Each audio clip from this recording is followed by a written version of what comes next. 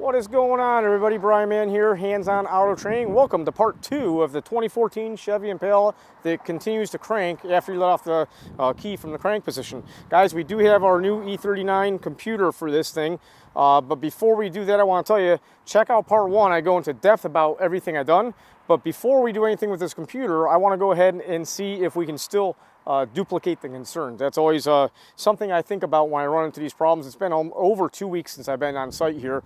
It took a while to get this computer for whatever reason. So let's go ahead and make sure that we still have the same problem. Now I do want to show you the setup that we have here. Guys, if you look at the other video, we did cut the purple wire here that goes to the primary side of the starter relay. But right now I have that jumpered. And also, the little wire on the starter, we do have our little test light installed here to see if this stays lit. So make sure, if you have any questions, go check out part 1. Don't comment unless you watch part 1. But we're going to see if we can duplicate the concern right here. So you guys keep an eye on that little bulb. That's going to indicate whether the starter will be cranking. This is key off. Here's key on. And I'm going to go to crank. And I'm cranking, I'm letting go of the starter, or should I say the ignition switch or key right now. And as you see, we're maintaining a crank situation. Now the interesting situation here is, I'm going to get this meter hopefully where you guys can see it, is if we check our voltage on the primary side of a relay or even the output of the ECM right now. So I'm going to basically tap right into this circuit we had open you saw a second ago. You can see right now we currently have 1.9 volts in our light bulbs lit. So we have 1.9 volts on the circuit. If I go ahead and break this circuit, I'm going to put my my meter lead on the PCM side, and you got 1.9 volts. I break the circuit, the relay turns off, and you can see we have an output from the PCM right now of 12.96 volts. So I want to try one extra thing here. Maybe you'll be interested to see, and I'm hoping this all comes out on camera. It's always a struggle in the sunshine, guys. I envy those of you that have a shop. So I'm going to go ahead and zero out this little this amp clamp. So this amp clamp I'm going to go ahead and put on this wire right here. And I am going to go ahead and zero it. Let me adjust this so we can all see here. So you can see we're at almost exactly 0 amps. And I'm going to go ahead and reattach that circuit. And it went to really 0. So like nothing. Let me take that back off. This amp clamp may not be enough for us to see what's going on.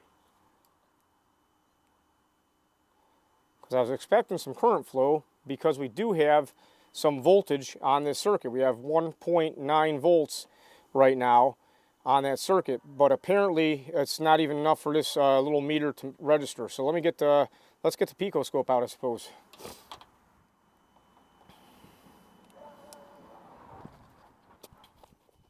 Alright, so we're going to go ahead and hit up our picoscope, and I'm trying to monitor the primary side of this relay. I want to see the current flow through it. So when I turn the key off, we should be at 0 because we have 0 volts at that point. And then when we do turn the key back on, we have some sort of current flow. We want to see if we can capture that using our low amp clamp here. So let's go ahead and turn off channel B because we're not paying attention to that. And we're just going to look at our current here. In fact, let's look at the voltage too. If you're going to do it right. All right, I'm going to go ahead and put some time up on the screen here. And I want you to see that as I hook up our red channel to that wire at the PCM that controls the starter relay, the primary side of the relay, we do have some voltage. What are we reading right here? We do have a little bit of... Let me take off my amp clamp and make sure that that's zeroed. So I'm going to go ahead and zero it right here. And I'm going to put it on. And let me adjust the... Oh, we don't even have that set to amps. Let's fix that. Our blue channel is going to be a amp clamp. A 20 amp, 60 amp on a 20 amp scale. And I'm going to go ahead and also put this down to a much lower amperage so you can see. I'd say plus or minus 2 amps. Let's go there. So if I go ahead and break this circuit here, I want you to see that the current flow goes down and our voltage on the PCM side goes up. So I'm going to reattach this, and I'm going to put a little more time on here too. We want to even have more real estate. Let me go ahead and cycle the key on and off a few times. So this is key off, crank, and that's run.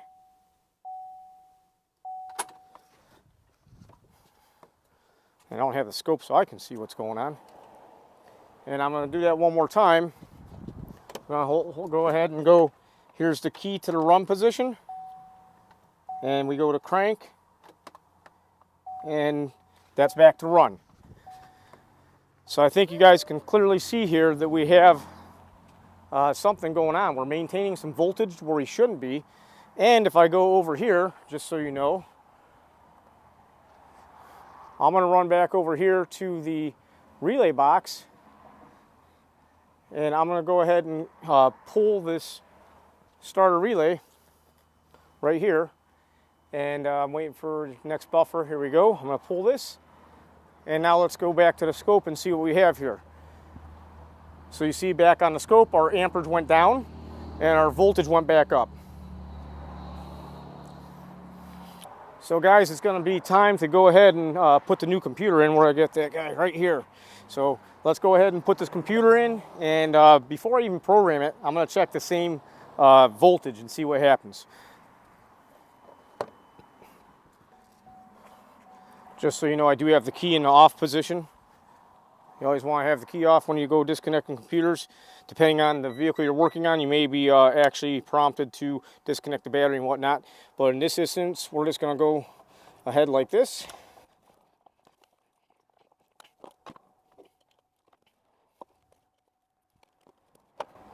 All right, so we've got the computer plugged in and installed. And as I plugged in that computer, I can tell you our voltage went up on that circuit, I think. No, it went up a little bit. Let's just stop and look at the scope. So I'm kind of concerned here. Let me go ahead and flip back to the scope view so you can see. I'm going to hit the stop button, and just so you see, go back. This is when we plugged the computer in. The voltage stayed the same, but I saw some current flow go through that wire, which is kind of interesting. Very, very small amount of current. But let's go ahead and get this computer programmed up. I honestly don't know if I'd bother trying to go ahead and test it without having a program. So I guess I'll take you guys along for the program here. Let's see if GMC TLC is going to work today. A lot of people all this week had been having a lot of issues. I've been very lucky. I haven't had any problems. It's been working just fine for me. So I'm not sure what I'm doing right or wrong. On a lot of the groups, a lot of people were posting all kinds of issues, but I've been very lucky. I think on Wednesday I may not have done any GMs. I did a bunch yesterday, a couple today, and I haven't had any issues. So TLC sure can be finicky. So we're going to go ahead and click on the access button, and we're going to see if it actually accesses. Most times that I do this, well, it did it first time, so I guess I was talking too much. We'll see. Sometimes I got to click on it 2 or 3 times to get there. So this time it didn't go through, so I'll click on this button again and see what happens. For those of you who want to know more about GM programming, setting up TLC, doing all kinds of other programming events on different makes and models, primarily Ford, Chrysler, GM, a little bit of Honda, I think I got 1 or 2 Subaru videos, some other stuff up there on the membership site. Be sure to check it out. It's $10 a month. This is a new page since this has been acting up. I don't know why we're having that issue, but we're going to go ahead and connect to the vehicle. And it's waiting for this to check out my MDI here. There we go. And select vehicle. I'm going to input my VIN.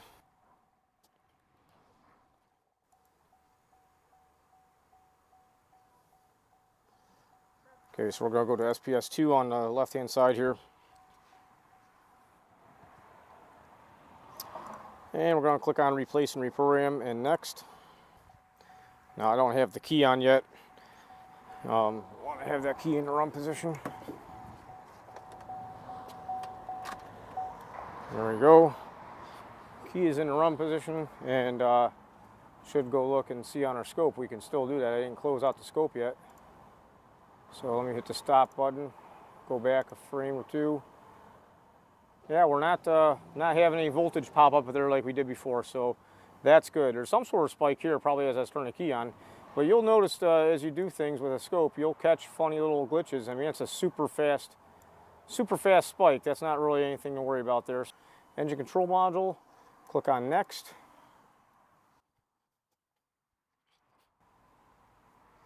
And we're going to click on the next button and take a screenshot of this because that's where the good stuff is at. We can save that and have it for our records. And I'm going to go ahead and click on the start programming button. Just so you know, guys, I do have my battery maintainer on there. That is one of the golden rules of programming, to always make sure that you have your battery maintainer on the vehicle. There's nothing worse than a battery going dead and as you're programming, and you get all kinds of big issues going on. So let's go ahead and see what's happening over here on TLC. Are we starting our job? Yep, it started. You can see that we have the timer over here telling us how much time is approximated left. Now, I will tell you guys, if this thing is actually a brand new computer, which I do believe it is, generally speaking, most times you don't have to do a security learn on these computers. They're like in a learn mode. So the first time I go to crank it, it probably won't crank. The second time I go to crank it, it'll probably crank, start, stall. And the third time, I'm thinking it'll go ahead and start and run. But we're in a situation right now, the starter is disconnected. I got to go check with the shop and make sure that they actually replaced the starter. I think they replaced it again because these starters were burning up as it was continuing to crank, and that was no good. So I'm going to let you guys watch the program here, and I'll go find out if we have a new starter in. All right, guys, there's a little miscommunication. This is still the original, or should I say, one of the replacement starters. They have not replaced the starter since I was here. I thought they were going to do that. So on these, to get the theft to learn, the theft deterrent system to learn, I do believe, you know, when the computer or the theft system allows the vehicle to crank, I do believe it has to see cranking RPM and actually start as it allows it to start for it to reset the security. So I'm trying to think what may happen here if we don't have this set up to run. But so we don't want to plug the starter in because I do believe it'll start smoking or something like that because it just got burnt out all the way from what I understand. So we'll test with the light bulb and see what we have. We'll also see the voltage on the circuit and just know for a fact whether or not we have the basically 1.8 volts being dropped across that relay over there when we shouldn't. So we'll continue on with our programming and we'll get back to you. All right, wow, this one sure is being a slow one. It's nearing completion, so that's a good thing. If you may have been able to hear it on camera, but you hear a little click underneath the hood there. All the relays kind of click, throttle body clicks. So we're looking for a warranty claim code, and there we have it. This is the new GM format here, as you see. Change the look of it a little bit. So at this point, I'm going to go ahead and I'll hit the clear DTC button. Why not? And we'll go ahead and hit the OK button right here. And at this point, I'm thinking what to do because they don't have a starter, and I do have the Pico still hooked up. Let's go ahead and start that back up one more time. Oops, I thought I closed it. I didn't. So let me see if I can reattach that.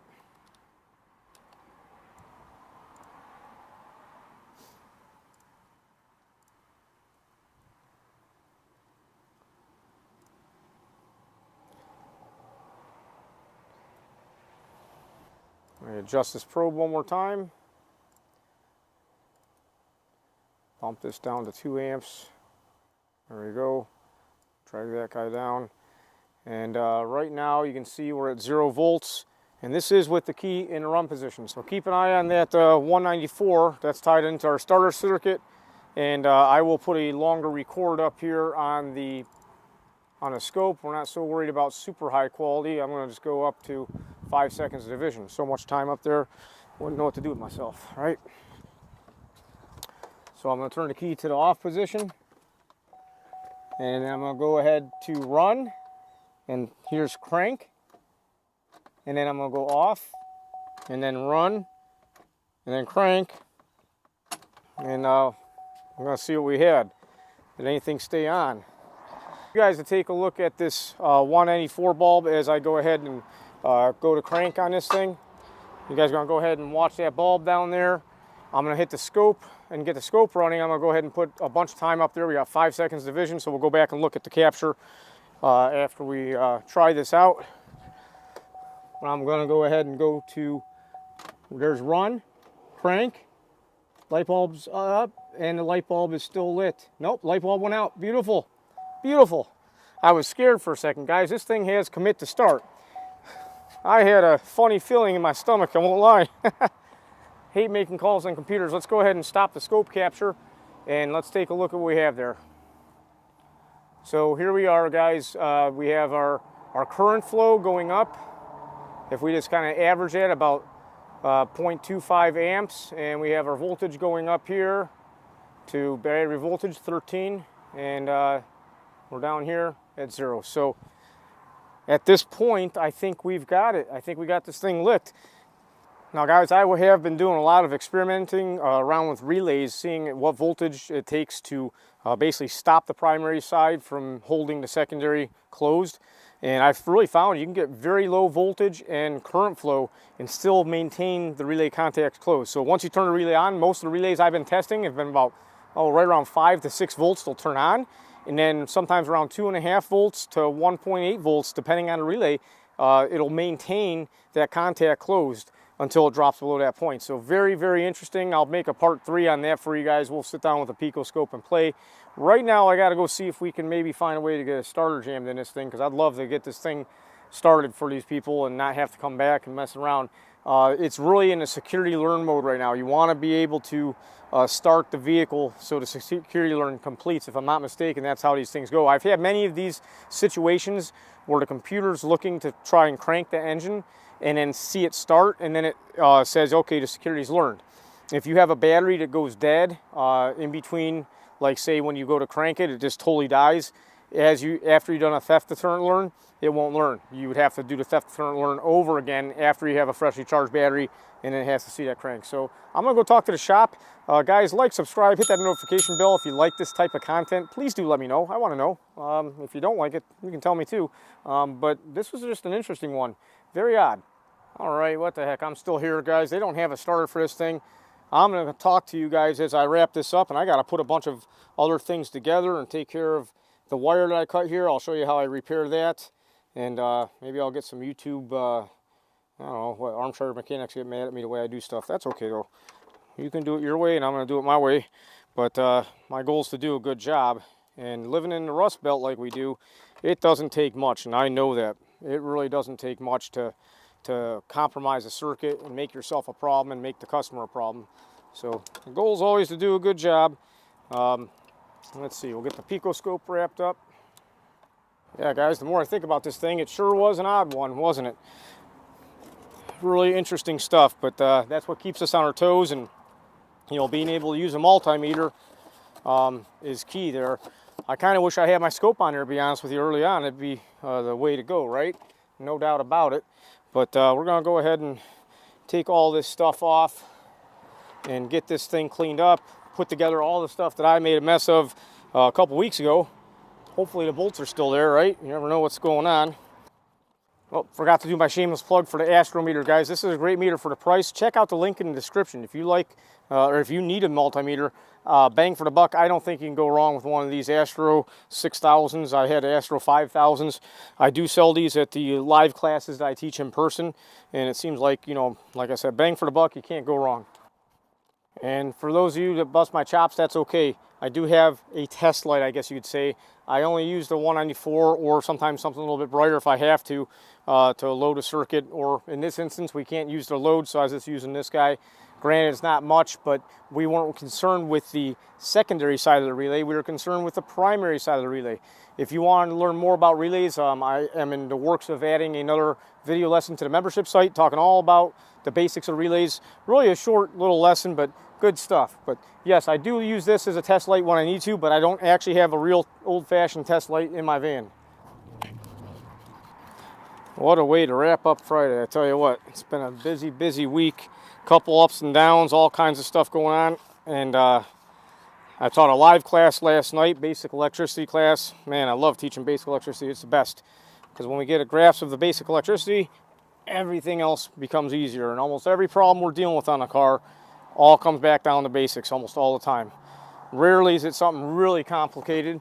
And you could even say that this vehicle here was a little more complicated, but understanding how to check for voltage really led the way, as always. That doesn't change.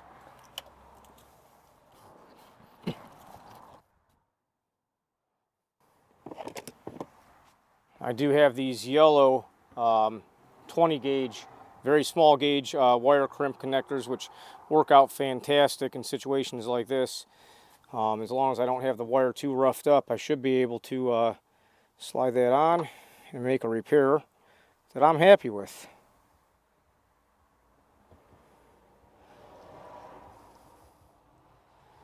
It's hard to see.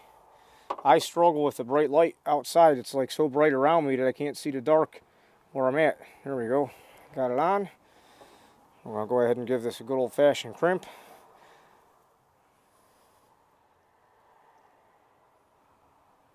I just did a big wiring job on a Kia transmission. The connector on top of the transmission got all corroded, and boy, it was a disaster. We had to do every single wire on that connector. And the junkyard connector was clean. However, none of the wire colors matched. So it was definitely a challenge to try to get that job done.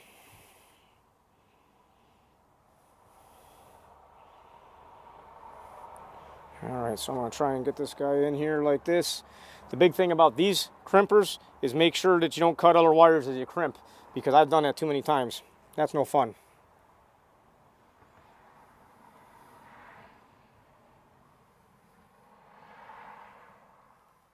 You got to kind of push the other wires out of the way so that you can get this thing on there. And ever since I've had this carpal tunnel surgery, boy, I am hurting. My hands are weak. That's why I got the big leverage pliers here to do this. So let me take you in, show you all what it looks like here. So we just went ahead and put this crimp connector right there. And we're going to go ahead and heat shrink that now. Let's see if I can get the camera to stay right here. That'd be awesome, huh? We got a little micro torch here. We're going to go ahead and heat this up. Somebody else had this all RTV'd up. I don't know the whole story here. This was at another shop. Like I said, I actually programmed this computer May 1st of 2023. I did this job. Didn't diagnose it. I just did the programming. And I don't know what the original complaint was. They're talking something about in the way of a no crank situation. I'm catching on fire, that's no good. So if you can see there, I'm hoping you can see we do have the glue coming out. Let me bring you in closer. We do have the glue coming out of there, so that is good stuff when the glue comes out both ends. Make sure you don't burn through anywhere. And I'm happy with that. What do you guys think? Are you happy? I'm happy. Now we do have a bunch of these other things we got to do. We got to put our caps on our computer, which I don't want to disconnect this computer because I think it will lose its security prompt, maybe. Maybe it won't. Maybe I'm wrong. Maybe it's only if it's a used computer you'll have that problem with the GMs. What do you guys think? Let me know in the comments below. I'd love to hear. I'm always looking for ways that I can get faster and better at what I do. You know, if you're going to be faster, you got to make sure you're better. That's all there is to it. So we've got all of our little caps here. These are what lock the computer latches in place. We got to get all these things on. Let's see. I'm trying to see. Are they all the same size? Yeah, it looks like they're all the same size. So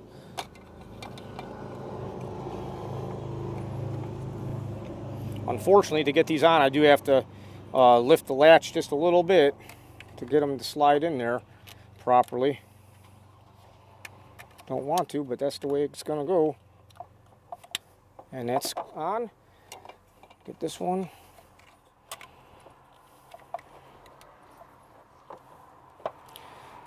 Try not to actually unplug the computer if I can help it, but I might get stuck and have to do what we got to do, right? Now this is hanging up on the zip strip on the bottom. Didn't get out of there.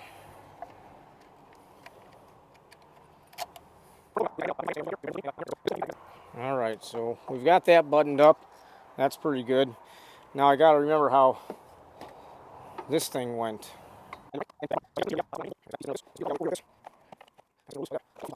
Man, I totally forgot we're dealing with a race car. This thing's got the K&N high performance, baby.